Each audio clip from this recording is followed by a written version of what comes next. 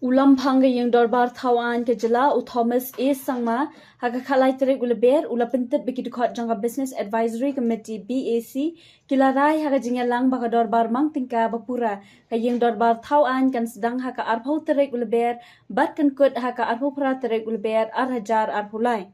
We decided to have a full budget session starting from 28 March till 28 of the same month, March 2023.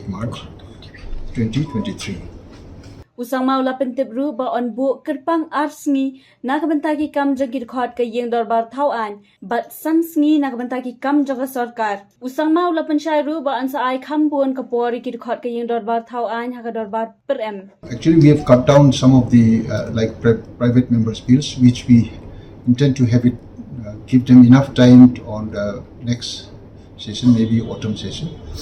This time we only allocated 2 days for private members' bills. Shushu usang mau layut huwa ba on penlong ya kajing jet ya usembut lampang ka yeng Dorbar Thawan ka Jylla haka arpau Tarik Lber but on sepelan ya kajing pentep halor kani haka khasau Tarik Lber khnang baki kertong kinla bantep iki kerteng kijangki.